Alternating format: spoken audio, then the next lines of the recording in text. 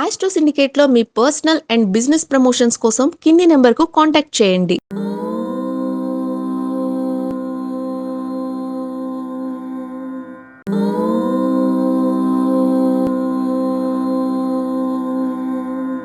ఓం శ్రీ గురుభ్యో నమ. హరి ఓం. శ్రీరామ రామ రామేతి రమే రామే మనోరమే సహస్రనామ తత్తుల్యం రామనామ వరాననే. మనకి కొన్ని తిథులు మనకి చాలా ముఖ్యమైనవి. మన జన్మ జాతకంలో ఉండేటువంటి అనేక రకాల ఇబ్బందులని అధిగమించడానికి ఒక్కొక్కసారి మనకి మంచి సమయాలు కనబడుతూ ఉంటాయి. అటువంటిదే 14/2/2026 రోజున మనకు ఒక మంచి శుభమైనటువంటి ఒక పండగ లాంటిది ఉంది. అయితే ఆ విషయంలో మనకి ఎవరికైనా సరే చాలామంది భయపెడుతున్నట్టుగా ఏలినాడు శని, అర్ధాష్టమ శని వీళ్ళు ప్రత్యేకంగా చేయాలి.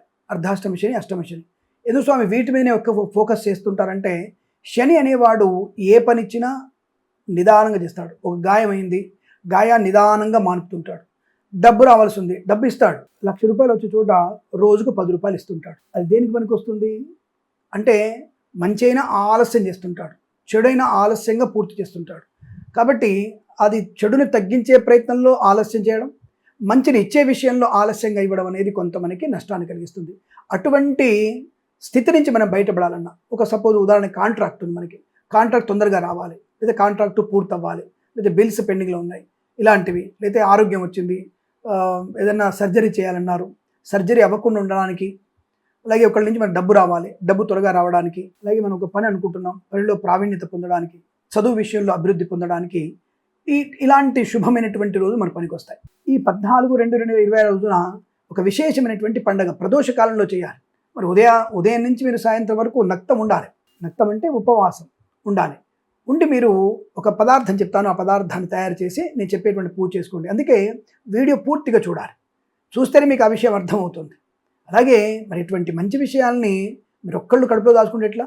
మీతో పాటు మీ ఇట్లా చుట్టుముట్టు అందరికీ, స్నేహితులకి, మిత్రులకి అందరికీ పంపించాలి కదా. కాబట్టి పరోపకారార్థం ఇదం శరీరం. అందుకే మరి ఏం చేయాలి, మనం ఆస్ట్రో సిండికేట్ ఛానల్ని సబ్స్క్రైబ్ చేయాలి, 10 మంది చేత సబ్స్క్రైబ్ చేయించాలి, 10 మందికి ఈ విషయాన్ని షేర్ చేయాలి మీరు.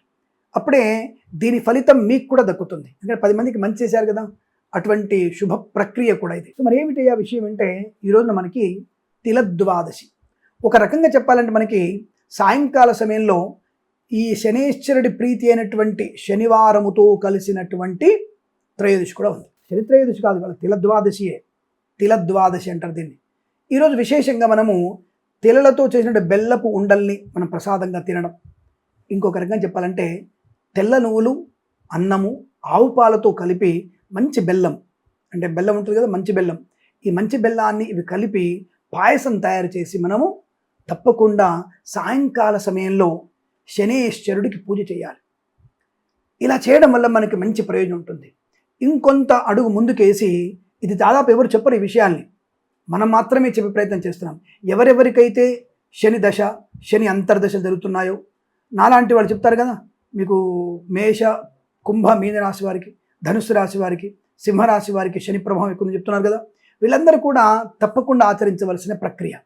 మరి ఏం చేయాలండి అంటే, మీరు ఏదైతే నేను చెప్పానో తెల్ల నువ్వులు, అలాగే అన్నము, ఆవు పాలతో చేసినటువంటి బెల్లం పదార్థము, ఒక మంచి యాలకులు వేసి, జీడిపప్పు వేసి మంచి పాయసం, అది నైవేద్యానికి ఇది ఒకటి తయారు చేసుకోండి. మరొకటి కూడా మీరు నల్ల నువ్వులు, అన్నము, ఆవు పాలతో చేసిన పాయసము, దాంట్లో కూడా జీడిపప్పు వేసి, యాలకులు వేసి, మంచిగా పాలు ఎక్కువ వేసి, అంటే లూజుగా ఉండాలి ఆ పాయసం. నైవేద్య పాయసం కొద్దిగా గట్టిగా ఉండాలి. తెల్ల నువ్వులతో చేసిన పాయసం ప్రసాదం, నలుతో ఈ యొక్క పదార్థాన్ని కలిపి సాయంకాల సమయంలో శనేశ్వరుడికి అభిషేకం చేయండి. ఇది చాలా ఇంపార్టెంట్. ఎవరు చెప్పరు ఇటువంటి విషయాలు మీకు. శనేశ్వరుడికి ఎవరైతే ఈ తిల అన్నముతో అభిషేకం, ఈశ్వరుడికి అన్నాభిషేకం చేస్తాం కదా, అలాగే శనేశ్వరుడికి కూడా ఇటువంటి మనం పదార్థంతో శనేశ్వరుడికి కూడా మనం అభిషేకం చేస్తే చాలా మంచిది. మరి అభిషేకం చేసేటప్పుడు ఏ మంత్రం చెప్పాలి అంటే, ఓం నమో భగవతే రుద్రాయ అన్నటువంటి రుద్రణ మంత్రాలు అయినా పర్లేదు, లేదా సహస్ర శీర్ష పురుష సహస్రాక్ష సహస్రపాత్ అన్నటువంటి పురుషూక్త మంత్రంతో అయినా పర్వాలేదు.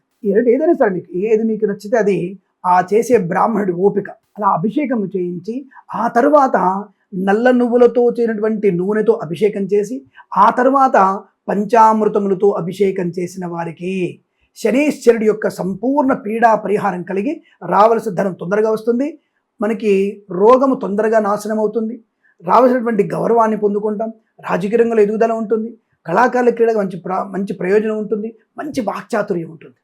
అంటే శనీశ్వరుడు యొక్క అనుగ్రహాన్ని పొందడానికి ఇటువంటి రోజులు మనకు ముఖ్యమైనవి. అలా తిలద్వాదశి రోజున మనం ఇలాంటి పూజలు కనుక నిర్వహిస్తే అద్భుతమైనటువంటి, అలాగే ఆ స్వామి వారికి అందమైనటువంటి బంగారు పంచుతున్నటువంటి ఒక కండువ లాంటిది ఆ స్వామి వారికి వస్త్రం కూడా కట్టాలి. మనము శంకు పూలు ఉన్నాయి కదా, శివుడికి వేస్తాం కదా, ఆ శంకు పూలు కానీ లేదంటే మనకి వంకాయ కలర్ ఉన్నటువంటి చామంతి పూలు ఉంటాయి, ఆ చామంతి పూల దండని కూడా అందంగా తయారు చేసి స్వామి వారికి అలంకారం చేయాలి.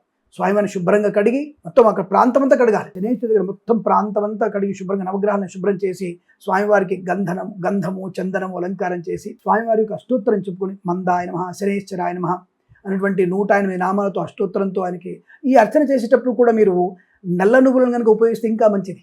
నల్ల నువ్వులతో అష్టోత్తరం చేసి ఆ స్వామివారి యొక్క అనుగ్రహాన్ని ధూపము దీపము, ఇందాక తెల్ల నువ్వులతో చేసినటువంటి పదార్థం ఉంది కదా నైవేద్యం, ఆ నైవేద్యాన్ని పెట్టి స్వామివారికి మంగళహారతి ఇచ్చి ప్రదక్షిణ నమస్కారాలు చేసుకొని ఆ స్వామివారికి అనుగ్రహాన్ని పొందుకుంటే మీకున్నటువంటి సమస్త శని వీడా పరిహారం తొలగిపోతుంది. ఇది ఛాలెంజ్, ఇది ఖచ్చితంగా జరిగి తీరుతుంది.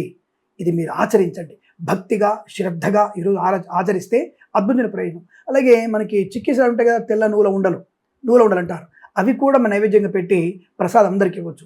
ఇప్పుడు అందరి ప్రశ్న ఇది, ఏమండి అలా శనిచు పెట్టిన ప్రసాదం మేము తింటే శని మాకు పట్టుకోడా? ఎవడైనా ఇటువంటి ప్రసాదం తింటే శని పట్టుకుంటుందని చెప్పితే ఆ బ్రాహ్మణుణ్ణి ఏదైనా చేయాలి. ఎందుకంటే అది ప్రసాదం, భగవత్ స్వరూపుడైన సాక్షాత్తుగా భగవంతుడు శనేశ్వరుడు. మనం చేసే ప్రతిష్టల్లో కూడా అష్టదిక్పాలలో పూజ చేస్తాం, ఆ నవగ్రహాల పూజ చేస్తాం, అక్కడ సత్యనారాయణ వ్రతం చేసుకుంటప్పుడు పూజ చేశాంగా, నవగ్రహాల పూజ చేసినప్పుడు ఆయనకి అరటిపండు పెట్టాంగా, నవగ్రహాల పూజ చేసినప్పుడు ఆయనకి నైవేద్యం సమర్పణ చేశాంగా, మరి ఆ ప్రసాదాన్ని సత్యనారాయణ వ్రతాలు అందరూ తినట్లే? కొద్ది బుద్ధి పెట్టి ఆలోచిద్దాం మనం. ఆ బుద్ధి పెట్టి ఆలోచన తెలుస్తుంది మనకి. సత్యనారాయణ వ్రతం చేసిన, ఇంట్లో గృహప్రవేశం చేసిన తప్పకుండా మనం పెట్టేటువంటి అన్నం నవగ్రహాలతో పాటుగా మూల విరాట్ కూడా వెళ్తుంది. కాబట్టి ఇక్కడ శనేశ్వరుడికి పెట్టిన ప్రసాదం అందరూ కూడా తినవచ్చును, ప్రతి ఒక్కళ్ళు తినవచ్చు. అలా తిన్నవారికి శనేశ్వరుడికి అనుగ్రహం తప్పకుండా పొందుకుంటాం.